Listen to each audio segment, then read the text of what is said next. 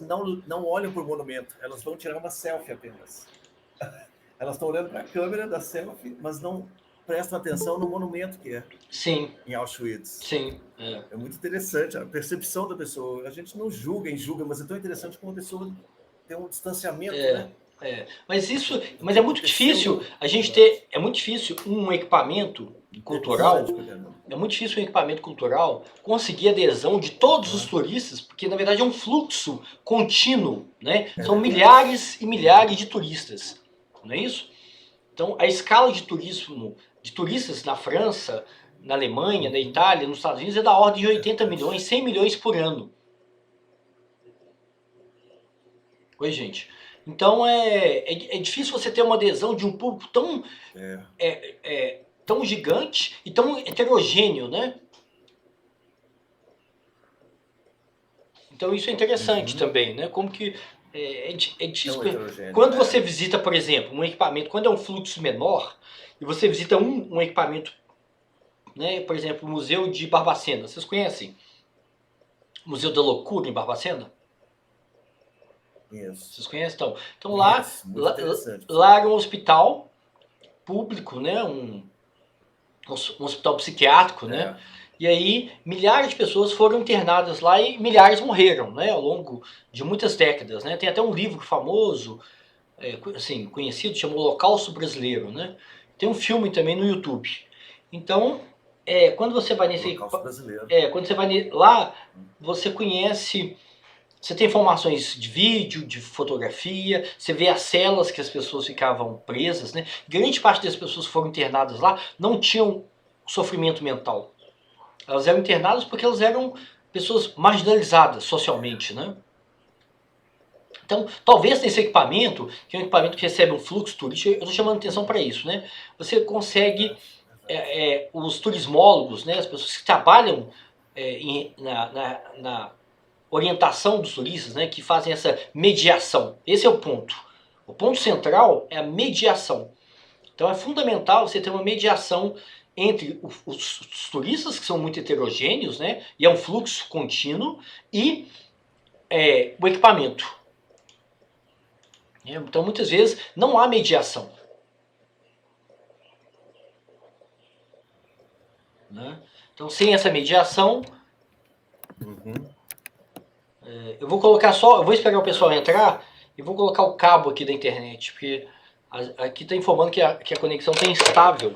Então, só um minutinho, tá, gente? Vamos esperar a turma entrar e eu aproveito e vou colocar o cabo aqui.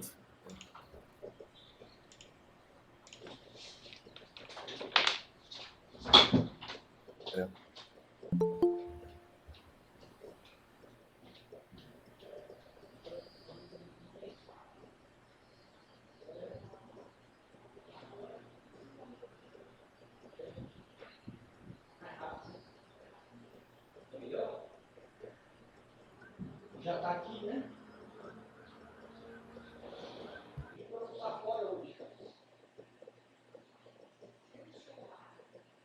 Sim, na verdade, ele também responder.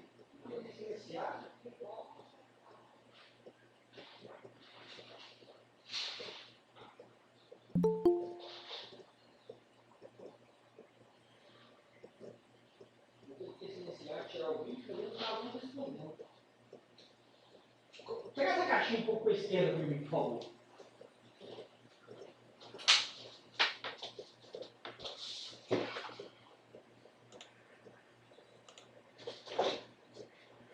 Trouxe?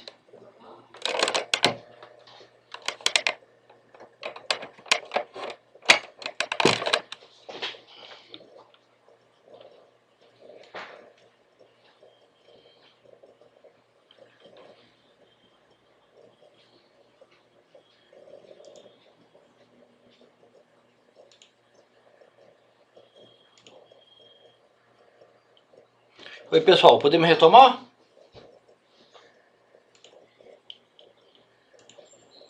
Oi, gente, vocês estão me ouvindo?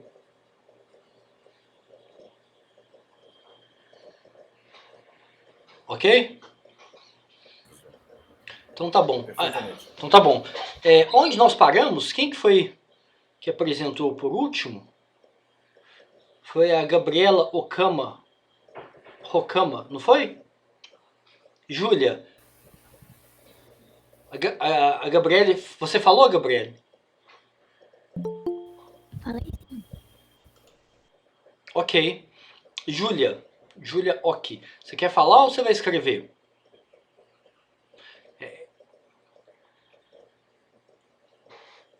Ok, então a Júlia disse que vai escrever. Laura Mendonça, bom dia, tudo bem? Você quer falar um pouquinho da sua trajetória acadêmica, profissional, para a turma, né, se conhecer?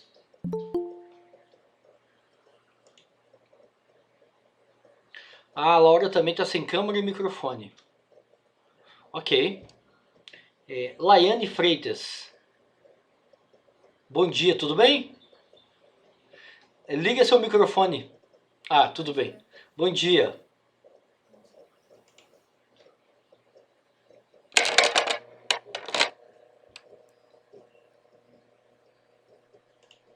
Fala um pouquinho da sua trajetória, Laiane, para a turma.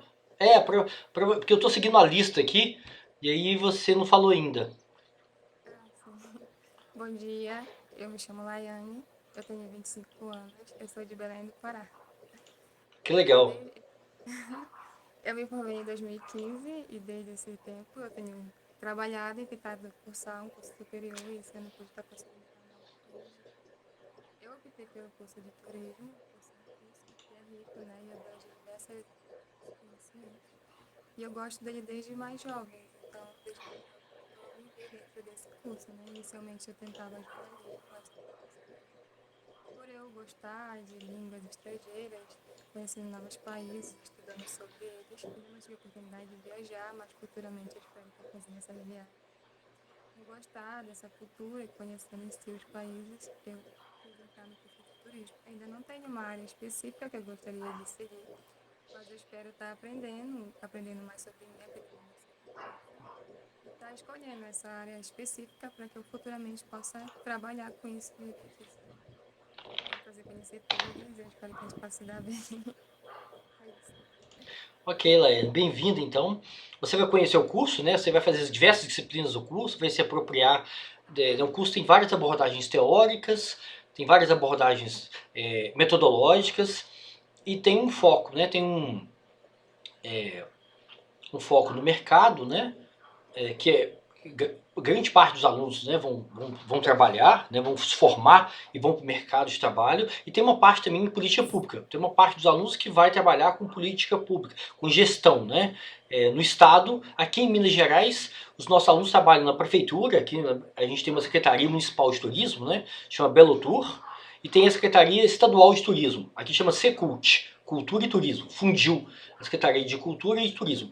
Os nossos alunos sempre fazem estágio lá. A gente tem alunos que fazem estágio em Belo Horizonte, nas prefeituras da região metropolitana de Belo Horizonte e no estado. Então eles ganham muito, eles aprendem muito, né? Porque Minas também tem um fluxo turístico grande, né? Minas depende também muito do turismo. Então a gente tem circuitos, né? Você tem vários circuitos de cidades, de municípios, né? Além das cidades oitocentistas, né, do século XVII e XVIII, né, Ouro Preto, Diamantina, Tiradentes, Mariana, você tem vários circuitos de áreas, de cidades de montanha, de cachoeira, de queijo, de hotéis fazendas, né? Então Minas, aqui também há uma grande demanda por turismólogos, né? Tanto por parte do mercado quanto por parte do poder público. Mas legal o norte, né? O norte do Brasil é pouco, eu não sei se o Alisson conhece, mas ou outros alunos, né? Mas é pouco conhecido, né? No norte eu só conheço o Maranhão. Né? O Maranhão, na verdade, está no Nordeste, né? Mas uma parte do Maranhão faz fronteira com o Pará. Então eu tenho parentes no Maranhão e tenho parentes no Pará. Mas eu nunca conheci o Pará. Eu só conheci o Maranhão por causa desses. Eu tenho alguns tios. Meu pai é maranhense, né? Meu pai veio do Maranhão na década de 60 para Belo Horizonte. Então eu tenho parentes lá. Então na minha infância eu ia para lá. Né? Até ficar, assim, adolescência eu fui para lá, né? Eu gostava muito de lá. Era uma experiência muito interessante, né? Muito diferente de Belo Horizonte, né? A comida, a forma com que as pessoas comem, a comida, a forma com que as pessoas brincam, tudo era diferente, né? Na minha infância, né? Tem muito tempo isso, né? Você está em época de Síria e está tendo muita viagem pra cá também. Você tá onde? Ah, A gente está em época de Síria, em outubro. ah, sim, sim. Que é uma grande festa religiosa. Eu acho uma das maiores do Brasil, né? Aí vem muita gente. Sim, sim. Tem um fluxo turístico muito grande, Mas eu tenho muita vontade de conhecer Belém. Aí tem um mercado super famoso, né? Ver o peso. Um mercado municipal, né? De comida. Oi? É o Ver o peso, eu acho que você tá falando. Sim. Mercado Ver o peso. Ah, tá. Ok, então bem-vinda, Laiane. Obrigada.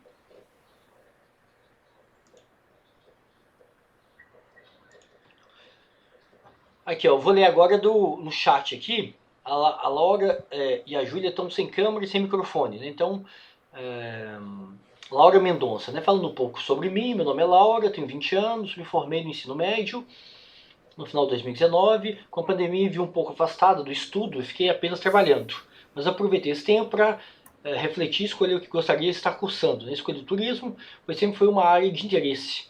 Né? Adoro conhecer a fundo a história e estar conectada em novas culturas e lugares. Ok, Laura, bem-vinda. E agora a Júlia. Tenho 20 anos, moro em Contagem, aqui na região metropolitana de Belo Horizonte, né? Para quem não conhece BH. Formei em 2019 e conheci o curso por uma amiga que estuda na UFOP. Né? A UFOP é a Universidade Federal de Ouro Preto, que também tem um curso de graduação em turismo. E sempre disse que eu gostaria muito. E sempre disse que eu gostaria do curso. Né? Comecei a procurar saber o curso e me interessei, ainda mais quando envolve turismo e meio ambiente. Né? Então, como a gente tem uma... a Luísa disse que não pode falar agora. Tudo bem, Luísa, depois você fala. Como a gente tem uma... Ótimo, a Luísa vai escrever então. Como a gente tem uma interseção muito grande, como o curso de turismo nasceu do curso de geografia, né, o Alisson conhece bem o curso de geografia, nós temos professores que trabalham, por exemplo, tem um professor do curso de geografia, que é o Bernardo, que é diretor, hoje ele é diretor da Casa Glória, lá em Diamantina, mas ele foi diretor da Estação Ecológica. Então tem uma interconexão muito grande entre os estudos ambientais e o turismo. Né? Então esse é um professor que oferece disciplinas de socioambientais para o curso de turismo. Então vocês vão ter uma formação também para entender os biomas, para entender, né, como que o turismo pode... o turismo ocorre nesses ambientes, né, de forma a preservá-los, né, a reduzir, mitigar os danos, né, os impactos, né, porque um grande fluxo turístico tem um impacto muito grande nos territórios, né, ainda mais territórios com biomas específicos, né, sensíveis. Né. Então eu li a Júlia, né, e a Laura Mendonça. Agora vamos seguir aqui.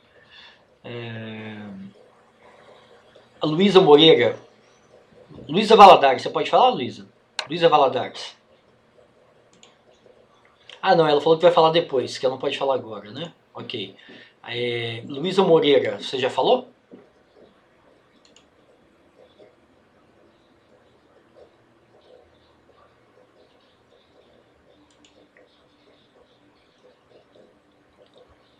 Oi, Luísa, você está ouvindo a gente? Ah, ela vai escrever, ok. Marcos Felício, tudo bem? Pode falar? Ei, bom dia. Bom dia.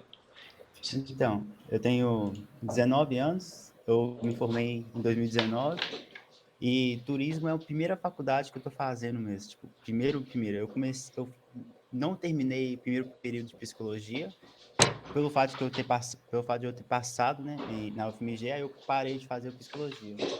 Mas por enquanto é literalmente isso, porque eu formei em 2019, logo chegou a pandemia, eu fiquei parado por um tempo. Comecei a estudar para o Enem, aí depois, no começo desse ano, entrei na faculdade de psicologia, aí logo depois eu descobri que eu passei, aí eu tranquei o curso. Ok. Ok, Marcos, então seja bem-vindo, né? À medida que você for cursando a disciplina, você vai se conhecendo o curso e se apropriando do curso, né? Sim. Então, bem-vindo. E dúvidas também, você pode trazer suas dúvidas, suas informações, se você quer saber sobre o curso, conversando com os professores, conversando com os colegas que já são veteranos, né? Ok? Nayane Silva. Bom dia. Bom dia. Bom, eu sou Nayane da Silva Fonseca, né? Tenho 26 anos. Nascida e criada em Pedro Leopoldo, melhor dizendo, eu moro no Distrito Fidalgo. Eu formei meu ensino médio no ano de 2012. Achei que eu fosse querer estudar direito, né? Literalmente falando, mas eu desisti, não quis. Me aprofundei em alguns cursos de aprendizagem técnico pelo Senai, fiz administração, elétrica, industrial, técnico em segurança do trabalho, financeiro, mas até então não era exatamente a área que eu queria atuar, né? Me formei em educação infantil, trabalhei em uma escola municipal, trabalhei também em escola de informática, mas atualmente eu sou radialista comunicadora, locutora aqui da rádio da cidade de Pedro Leopoldo, e devido à minha atuação eu comecei a fazer superior de jornalismo. Só que aí eis a questão, né? Eu moro em Fidalgo, Pedro Leopoldo, e aqui eu falo que é muito turístico, né? O meu lar é praticamente um berço. Eu estou aqui de fundo com o Parque Estadual do Sumidouro, Casa Fernão Dias, Chico Xavier, Grande Luzia, Grupo do Baú, são todos ícones aí, né? Que atraem muito turistas para cá. E foi aí que eu falei assim, eu quero fazer turismo. Eu quero aí conhecer mais culturas, costumes, história, né? Porque eu gosto disso. E é aí que eu estou me descobrindo. Eu estou achando que agora sim eu estou no meu caminho certo e estou aí esperando muito, muito do curso.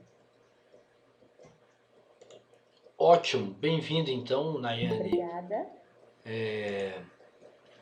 Então, como eu disse para os outros colegas, né, você vai conhecendo, à medida que você fizer as disciplinas, você vai conhecer os professores, conhecer o conteúdo das disciplinas e se apropriando do curso, né? E aí você vai, claro, quando vocês começarem o ensino presencial, iniciarem o ensino presencial, no meu caso, retomar, né? Vocês vão também se apropriar conhecer colegas da geografia, da geologia, né? Conhecer os professores que dão aula na pós-graduação, né? Então, os alunos do curso de turismo, eles fazem pós-graduação em vários outros cursos, né? O turismo não tem pós-graduação, não tem mestrado, doutorado, mas uma parte dos alunos que quer seguir a carreira acadêmica faz mestrado, doutorado no lazer. No lazer tem um programa de mestrado, doutorado. Vocês vão conhecer também os alunos que fazem graduação no turismo e fazem pós-graduação na administração, na geografia, na economia. Então a gente tem um curso de graduação e que acaba e que os alunos acabam, eles continuam com a abordagem no turismo, só que focado ou na economia, ou na administração, ou na geografia, ou no lazer. Então, à medida que vocês forem conhecendo as disciplinas da graduação, vocês vão ganhar, vocês vão conhecer também como o curso, como que as pesquisas, como que os problemas investigados no curso de graduação, né, são aprofundados na pós-graduação. Né? Então isso que é o ponto que eu quero chamar a atenção. Né? Ok? Então, quem que entrou agora? A Lisli Antunes. Você pode falar, Lisli? Quer se apresentar? Posso? Tá dando pra me ouvir? Sim, perfeito. Pode falar. Meu nome é Lisli, eu tenho 19 anos. Eu moro em Florestal, que é bem pertinho de BH, é 1 hora mais ou menos. Eu fiz técnico em hospedagem pela UFV. Eu comecei o primeiro semestre de turismo também na UFOP, mas eu resolvi mudar para BH porque é mais perto, né? A UFOP acaba sendo mais longe. E eu trabalho em um hotel na parte de alimentos e bebidas. E eu acho que é isso. Ok. Então, a mesma coisa eu falo para os colegas, Lisli, Nayane, né? Vocês vão poder trazer a sua bagagem, né? A sua experiência. Você começou o curso na UFOP, você migrou para o FMG, você está trabalhando num hotel, né? Na hotelaria. Então a Nayane também trabalha com comunicação. Ela conhece bem o território que ela vive, né? Ela, como eu disse, é um território que tem uma convergência, né? Você tem parques, você tem vários equipamentos, né? Naturais e culturais que atraem um fluxo turístico, né? Então vocês vão poder trazer a experiência, a bagagem, né, profissional, acadêmica e de vida de vocês para o curso, ok? Então, antes da gente passar para a análise agora, alguém não falou, gente? Alguém gostaria de falar? Eu pulei alguém? Alguém ainda não falou?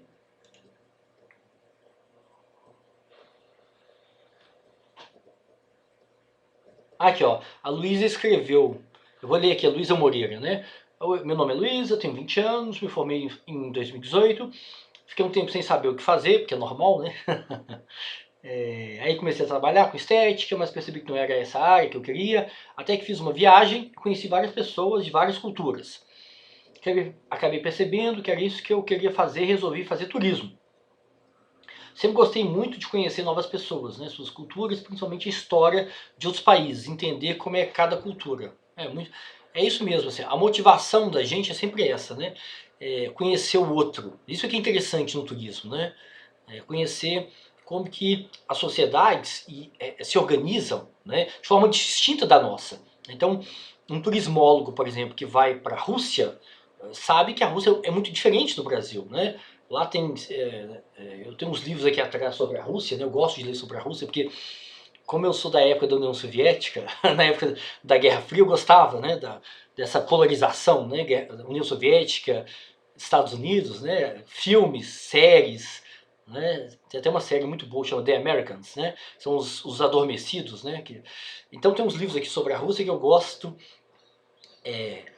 da história. Então a Rússia é muito complexa e é um país extremamente autoritário, né, tem até uma extremamente violento também, tem uma história de muita violência, né, um país tem homofobia, né, um estado que discrimina, né, a população LGBT, né, um estado onde é uma sociedade muito religiosa e muito retrógrada em certos sentidos, mas também ao mesmo tempo é uma sociedade muito rica, muito complexa, tem mais de 100 etnias, né, que tem uma história cultural e artística imensa, né, fenomenal, né. Eu não conheço a Rússia, né, aqueles sonhos da infância, né, eu gostaria de conhecer Moscou, São Petersburgo, etc. Então a motivação da gente, a motivação dos alunos é sempre assim, né? A gente tem esse desejo de conhecer o outro, conhecer outras sociedades, outras histórias, outras culturas, né? E aí tem a barreira do idioma, né? Como o Alisson falou, né? Que ele pôde aprender, né? E se apropriar, porque o idioma é muito mais do que a língua, do que a comunicação, né? O idioma são as referências, né, do país, como que você tem referências do bairro, do estado que você mora, ou da história daquele país, o palavrão, né, como que as pessoas, ofensa, né, como que... então, se apropriar do idioma, você tem que viver no idioma, né, então, a parte do meu doutorado eu fiz na França, então eu tive que aprender o francês aqui, né, estudei francês e tal, mas aí eu fui aprender mesmo a língua, né, o idioma, a história da cidade que eu vivi, a história da França, como que os imigrantes, os conflitos, né, entre os árabes, os franceses, entre os magrebinos, né, do norte da África e a população local, você vai se apropriando na medida que você vive naquele território. Aí você conhece os conflitos, né, você conhece o racismo, então se apropriar do idioma é se apropriar da história, da cultura daquele território, né. É muito mais do que comunicar, porque comunicar eu aprendi aqui, né, me comunicava mal, mas me comunicava, né. Então a gente tem essas motivações, são motivações da nossa experiência de vida, né? Mas aqui no curso de turismo, vocês vão se apropriar de abordagens metodológicas, né, teóricas, de ferramentas, né, vamos dizer assim, de ferramentas para ajudar vocês a entender como que o turismo virou um turismo de massa, né, como que ele ganhou uma dimensão massificada, né, no mundo, não só no Brasil, mas no mundo, né, se a gente for analisar o fluxo turístico, né, para os países europeus, para os Estados Unidos, né, para a China, na casa de 80 milhões, 100 milhões de turistas por ano. Vocês sabem quantos turistas estrangeiros que o Brasil recebe por ano? Sabe qual que é a escala do Brasil no mercado internacional de turismo? Vocês sabem? Vocês têm alguma ideia? Hein, gente? Pode falar.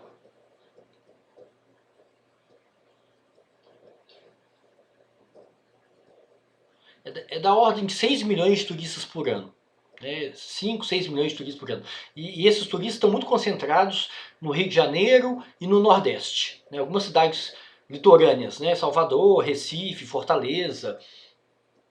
Então, esse turismo internacional é muito concentrado em poucas cidades, poucos estados e num tipo específico de turismo, que é o turismo de praia, de sol. Então, os turistas europeus, americanos gostam, eles alimentam esse fluxo turístico, Europa, Estados Unidos, para o litoral brasileiro. Então, o Brasil, no mercado internacional, a escala é pequena. A Espanha, por exemplo, recebe na ordem de 80 milhões de turistas por ano. A França também, os Estados Unidos também, a Itália. Então, isso tem a ver... Por que o processo de massificação e de democratização do turismo ele é tão tímido ainda no Brasil? Por que vocês acham?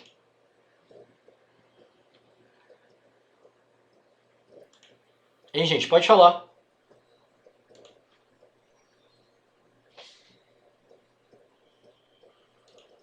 Vocês estão ouvindo?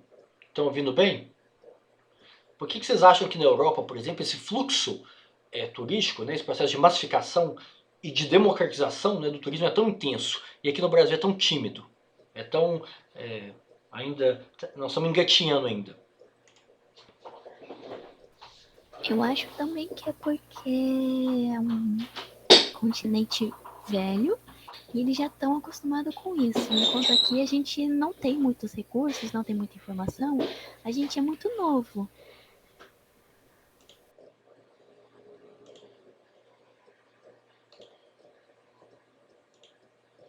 Sim, você tem razão, que mais, gente? Você tem razão. O Brasil é muito novo, mas claro que a gente poderia, por exemplo, ter uma malha de transporte ferroviário que tornasse o transporte turístico mais barato, não é isso? Então, se a gente tivesse trens... Então, quando eu morei na França, que eu fiz doutorado, uma parte do doutorado na França, eu viajei muito de trem lá. E trem é muito mais barato, e muito mais fácil também. Então, eu pegava o trem no centro da cidade. Aqui, para eu deslocar para o aeroporto, aqui em Belo Horizonte, aqui gasta 1 hora. A Laiane, por exemplo, que não conhece BH, aqui é 1 hora. Então você tem que pegar ou ônibus, tem um ônibus que faz ou você tem que pegar um Uber, e é caro, Uber, táxi é caro. Então quando você tem trem, o trem te você desce na estação, você desce de metrô e pega o trem. Então é muito mais fácil e muito mais barato. Então isso ajuda a explicar por que esse fluxo é tão grande na Europa. Mas o que mais, gente?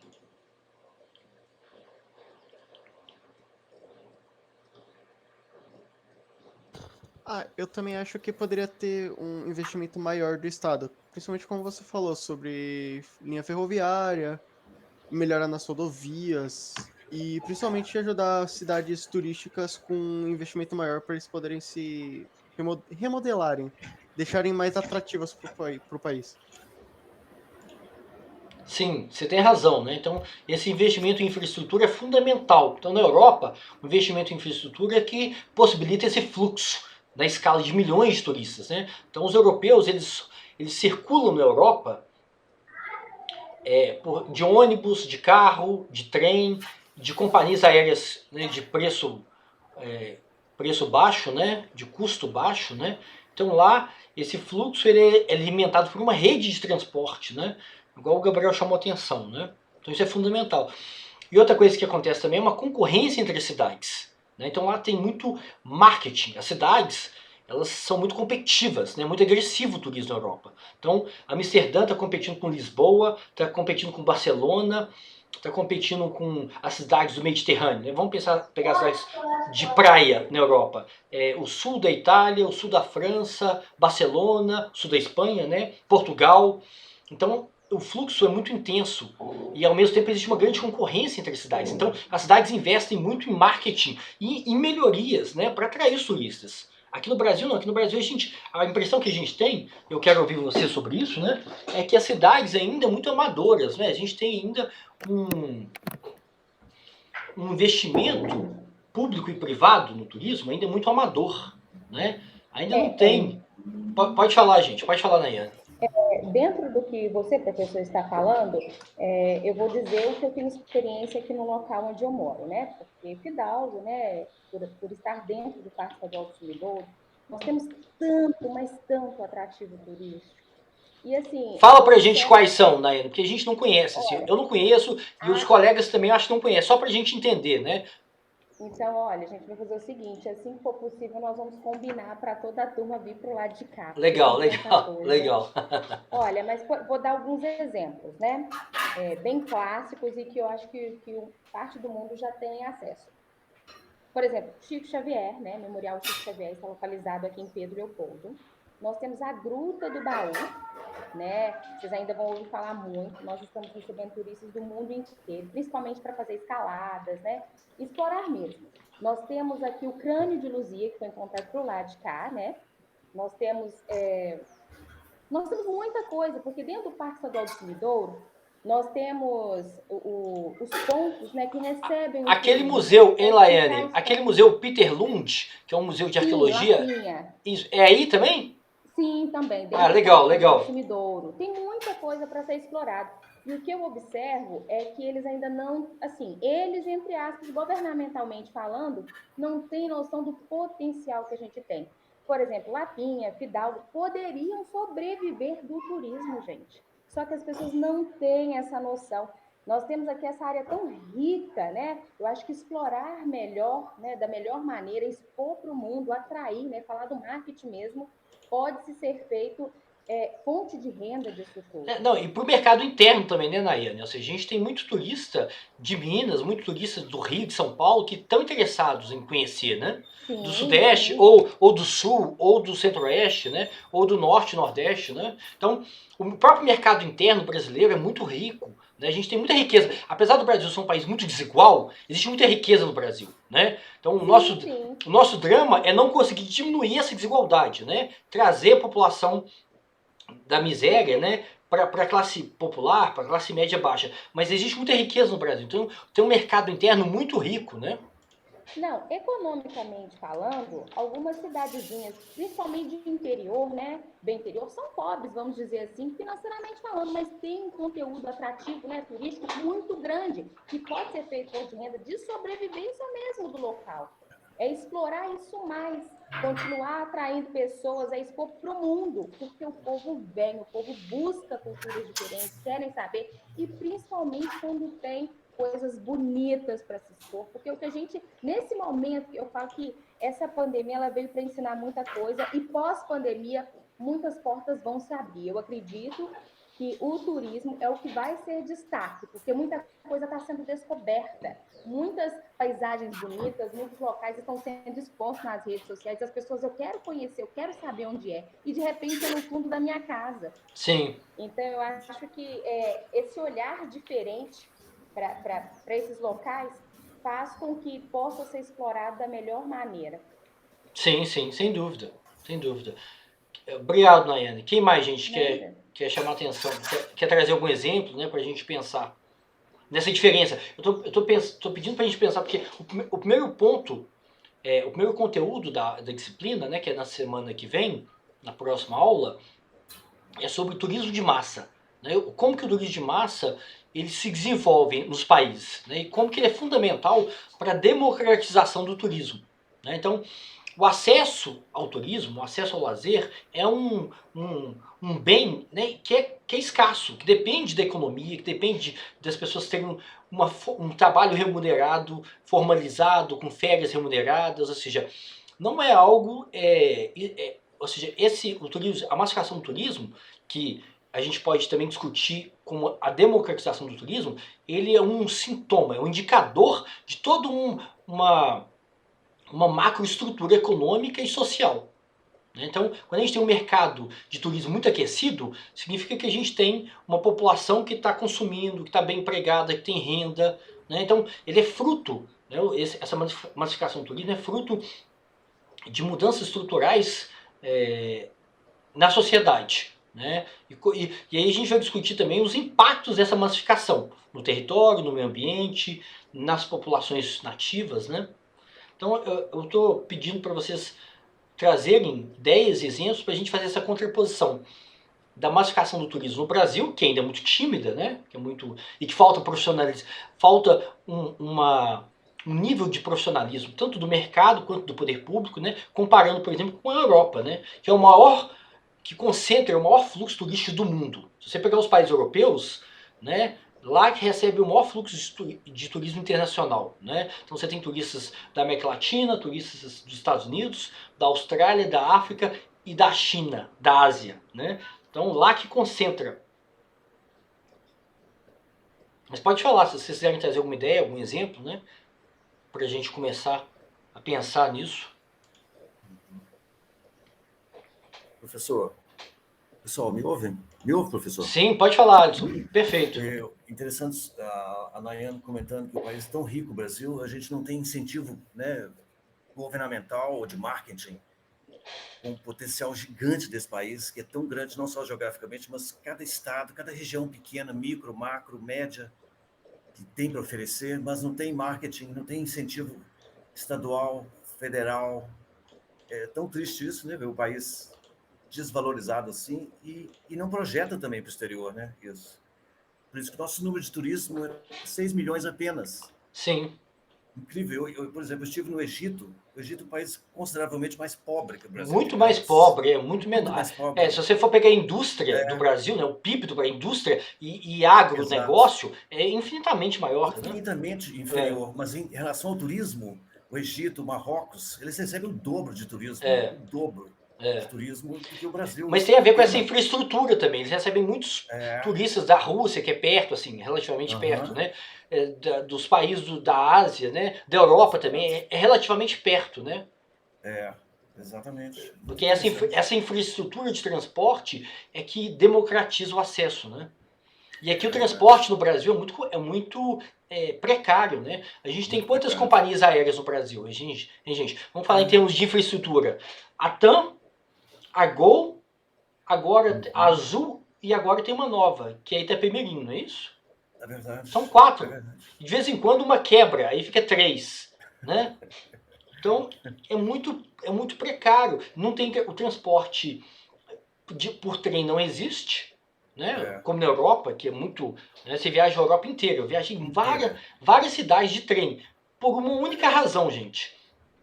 Porque é mais barato e porque é mais confortável. Porque você pega o trem na estação de metrô, né? Eu desci do metrô e já passava já ia pegar o trem, né? Então você vai da França, você vai para a Suíça, né? Para a Bélgica, para a Holanda, eu fui tudo de trem, que é muito mais barato. E é mais confortável também, é mais confortável. O trem, você embarca rapidinho, né? E aí eu viajava com meu filho, é muito mais fácil. Não tem aquela demora do aeroporto. O aeroporto você tem que passar um raio-x, tem que te revistar todo, né? Para ver se você está com... Então é muito mais simples. É verdade. Um país dessa extensão era para ter uma malha ferroviária já completa há muitos anos. Muitos anos. Sim. Que incentivaria o turismo. Teve uma promessa, vocês lembram? Teve uma promessa na Copa, para a Copa e para a Olimpíada, teve uma promessa de fazer um trem-bala, né? Aqueles trens... Sim. Na França tem trem-bala, né? Que eles chamam de TGV. Né? TGV é trem de grande velocidade. Né? Então, teve uma promessa de investimento privado e público, né? Claro, que é um investimento da ordem de bilhões de dólares, né? De Campinas, São Paulo e Rio. Vocês lembram disso? Lembro, claro. Mas foi só uma promessa, né? A gente é ótimo em grandes promessas, né? Então, gente, eu vou passar agora o programa com vocês. Eu vou pular aqui essa parte das avaliações e depois eu volto nelas, tá? Primeiro eu vou passar o programa para vocês entenderem a lógica da disciplina, né?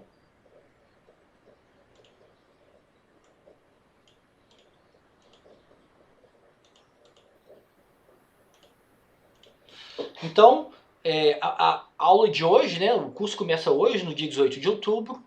Hoje é a apresentação do programa da disciplina, apresentação das avaliações, apresentação dos colegas, né, para a gente se conhecer.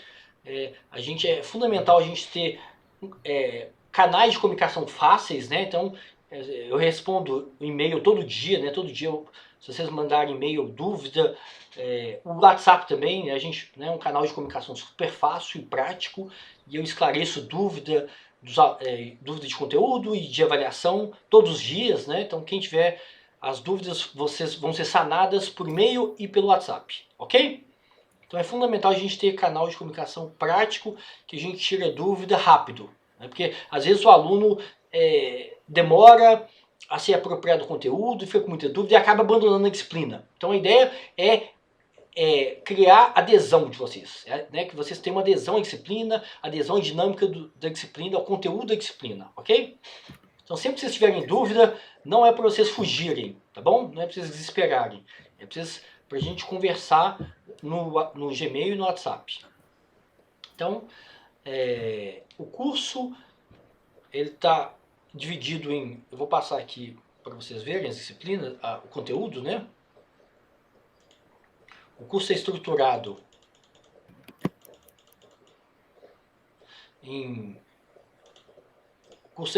em 5 temáticas, né? A primeira temática é o turismo de massa, que a gente vai ver na próxima aula, né? A segunda temática, o segundo tema da disciplina é a discussão sobre a autenticidade, né? Como que a massificação vai colocar em xeque vários dos pressupostos do turismo, da viagem, né? Então vai haver uma discussão entre o viajante e o turista, né? Que o turista busca conforto, o turista busca comodidade, o turista busca entretenimento, e o viajante, antes da massificação, busca se apropriar de uma cultura nova, correr riscos, né? O turista. Então a gente vai ver essa discussão entre o viajante e o turista no tema da autenticidade. Então esse é um tema muito caro, né, para o turismo e para a antropologia, para as ciências sociais, né? Em que medida que a massificação e a democratização do turismo mata a experiência turística, né? Ela torna a experiência turística padronizada, né? Ela padroniza os meios de transporte, o consumo da alimentação, a hospedagem, a interação com a população nativa, com a população local. Então o tema da autenticidade, né, ele é um tema muito caro porque ele coloca em xeque essa padronização, né? É como se as cidades, como se as culturas virassem parques temáticos, né? Fosse tudo Disney.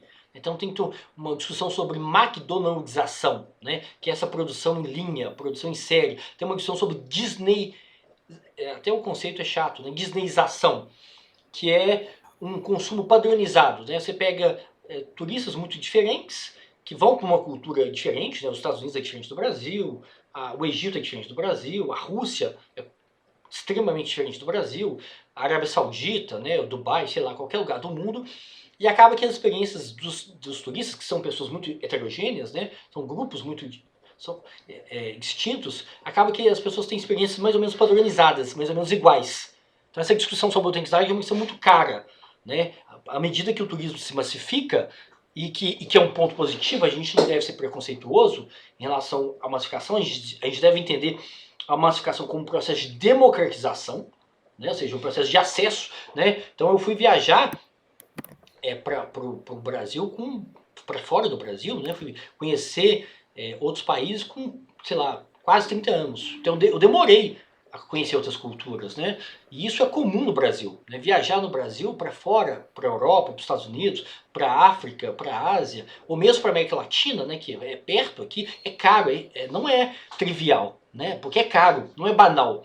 Ainda é uma experiência que separa as pessoas, não é isso? Se você tem uma experiência de turismo internacional, as pessoas, a maior parte da população está segregada, não tem acesso a uma experiência de turismo internacional, porque é caro. O turismo internacional é muito exclusivo ainda de uma parte da elite, né, da classe média. Então eu demorei a ter experiências fora, ao contrário do Alisson, que conheceu muitos países, eu não. Eu só fui conhecer, né, profissionalmente. Eu fiz uma viagem pelo FMG, depois eu fui fazer o doutorado na França, então eu não tive a oportunidade de conhecer outros países, ter a experiência do turismo internacional na minha infância e na minha adolescência, que é o padrão da maior parte da população brasileira. Então, o turismo internacional ele é muito segregado, muito segregador ainda, né?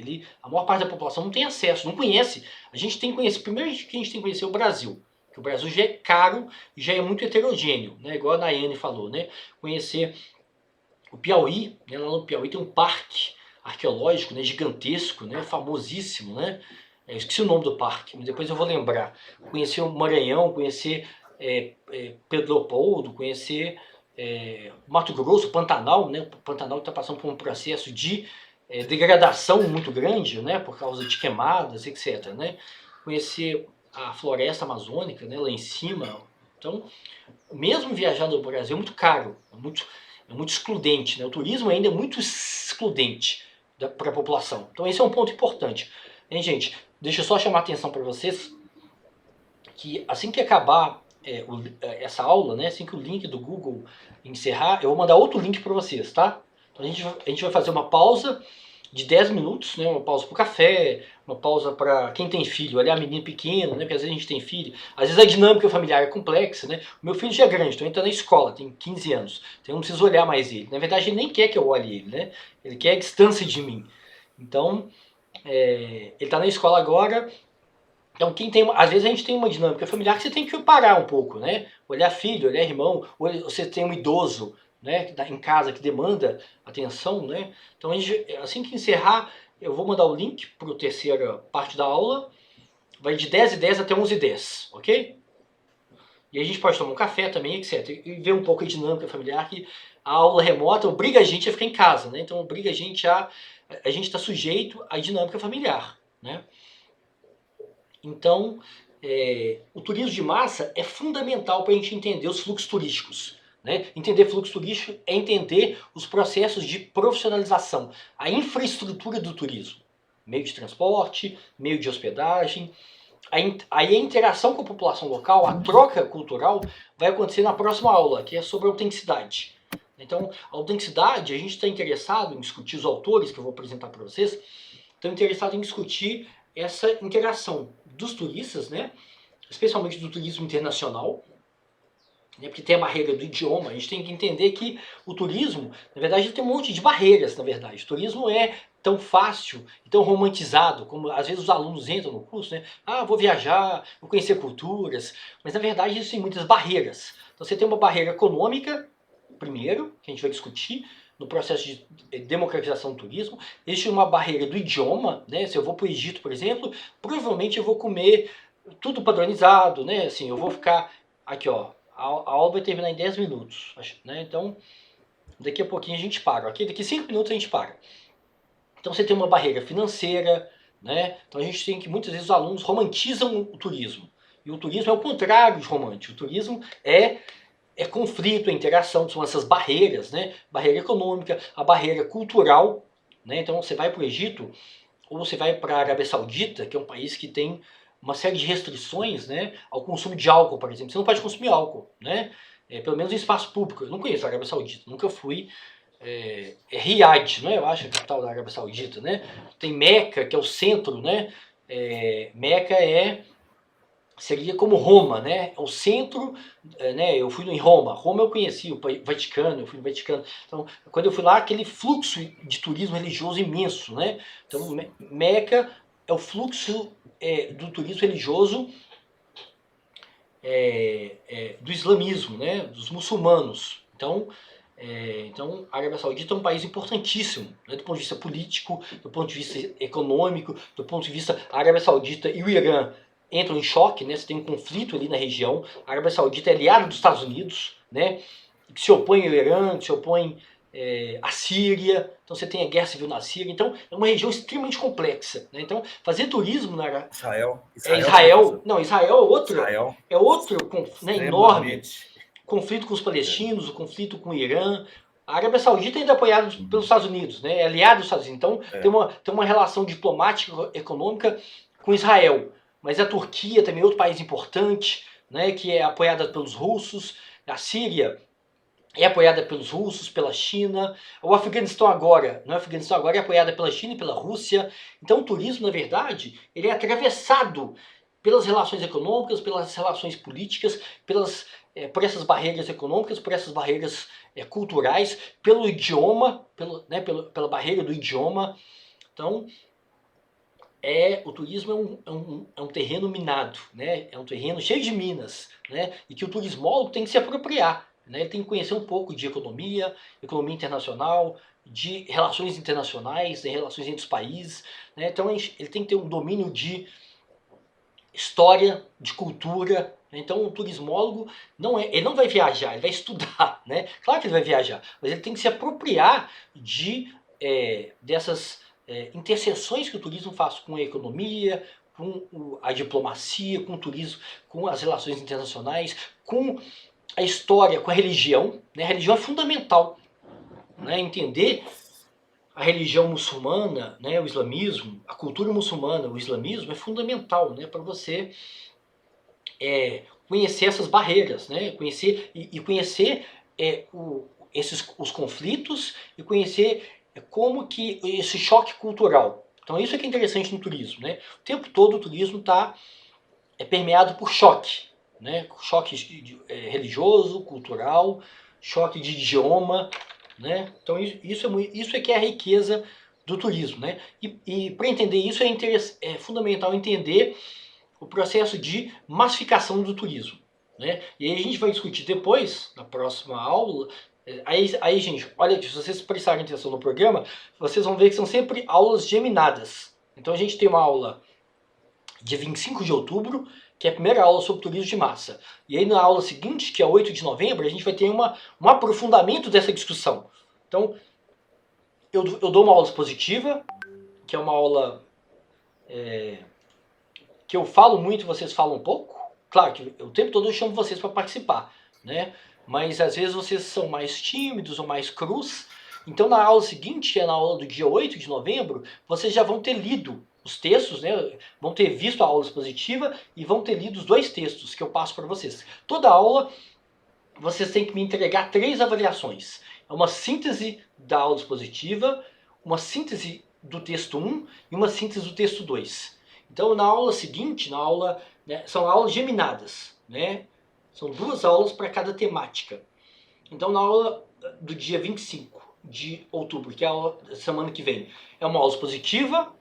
Na aula do dia 8 de novembro, vocês vão discutir, vão trazer suas dúvidas, né? A partir da leitura dos 2 textos e da aula expositiva, a gente vai ter um aprofundamento de toda a discussão que a gente fez na aula expositiva. Ok? Então essa é a dinâmica do curso. Então essa dinâmica vai repetir na aula sobre autenticidade, que vocês vão ter uma aula expositiva sobre autenticidade. Depois a gente vai ter um aprofundamento, né, através das leituras e da aula expositiva na aula seguinte. Então no dia 22 de novembro a gente tem aula expositiva de autenticidade. No dia 29 de novembro a gente tem um aprofundamento a partir da leitura de vocês. E da bagagem que vocês vão trazer também, né? Na aula do dia 6 de dezembro a gente vai ter uma questão sobre turismofobia, que é quando as pressões turísticas desse fluxo turístico muito intenso gera danos, né, e efeitos perversos muito grandes na população local. Então a gente vai ver isso em Barcelona, em Veneza, a gente vai ver isso em várias cidades europeias, mas a gente vai ver isso também no Brasil, em Fernando de Noronha, em vários lugares que o fluxo turístico, esse turismo de massa, tem impactos muito pesados e muito negativos no meio ambiente, no transporte público, no preço do custo de vida da população local. Né? Então a discussão sobre turismofobia é uma discussão que é importante não só para as cidades europeias, né, e para vários outros lugares, mas também para o Brasil. E aí, na aula do dia 13 de dezembro, é a nossa última aula antes do recesso. Que aí eu vou mostrar o calendário do FMG para vocês. Nós temos o recesso do dia 20 de dezembro até o dia 2 de janeiro de 2022. Ok? Então daqui a pouquinho eu vou mostrar para vocês o calendário, né? E aí a gente tem a última aula antes do recesso, que é a aula sobre turismofobia. E aí a gente tem o recesso, e aí vocês vão fazer o trabalho intermediário. Vocês vão ter que me entregar no dia 10 de janeiro. Ok? Então vamos fazer a pausa agora para o café, hein, gente? E aí eu vou mandar o terceiro link para vocês, tá bom? Então a gente para agora 10h10 e a gente volta 10h20, tá bom? Ok, gente? Hein, gente, vocês podem responder também. Também esse negócio de ficar com a câmera fechada é chato, porque o Gabriel, não sei se o Gabriel está jogando, igual meu filho, né? Quando meu filho fazia aula remota, ele jogava a aula inteira. Então vocês têm que me dar um feedback para eu saber que vocês estão vivos, né? Estão vivos e estão se apropriando da discussão. Então, a gente interrompe agora e eu mando o link, tá bom? Então a gente volta 10h10. Então até mais.